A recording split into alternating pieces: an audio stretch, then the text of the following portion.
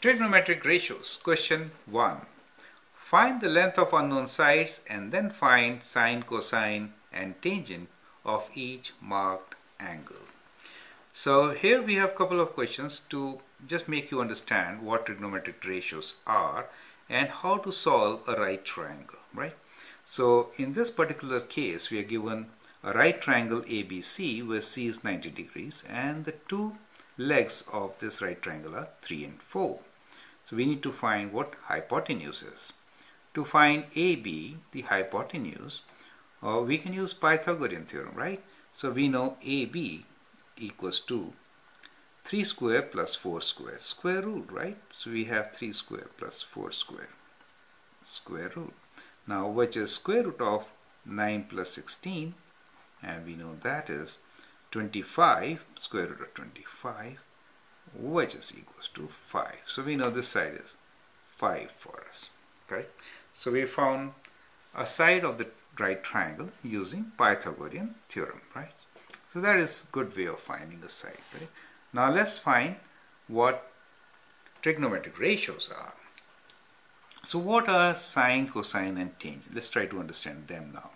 So sine is ratio of opposite over hypotenuse. So opposite over hypotenuse. How about cosine?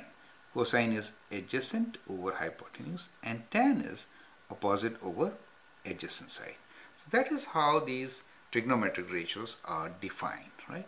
Now let's find their values in a right triangle.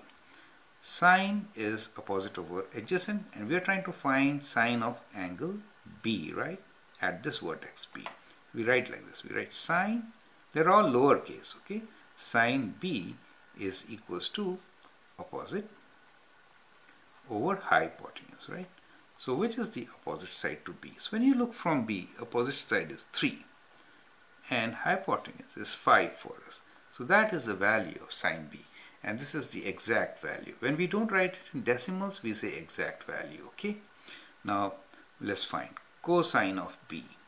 Also said cos of B. So cos B is adjacent over hypotenuse. Adjacent is the side between the given angle and 90 degrees. So adjacent side is 4 for us. 4 and hypotenuse is opposite to 90 degrees, which is 5. And the exact value of cos B is 4 over 5. Now let's calculate tangent B or tan B. So tan B is opposite over adjacent, right? Now opposite side here with respect to angle B is 3. So 3 is opposite and adjacent is 4. Okay, it's very important to understand what is opposite and what is adjacent with reference to an angle, correct? It is given always with reference to the angle. So angle was B, right? So for B, this is opposite, right? So that is how we actually find our trigonometric ratios of a right triangle. So as a practice, I would like you to find what is C from angle A side. So if you see from A, opposite side will be CB. Do you see these definitions will flip? Do you see that? And you can check by finding what is sine of A equals to, what is cos of A equals to, and what is tan of A equals to, right? And also find how are these values related.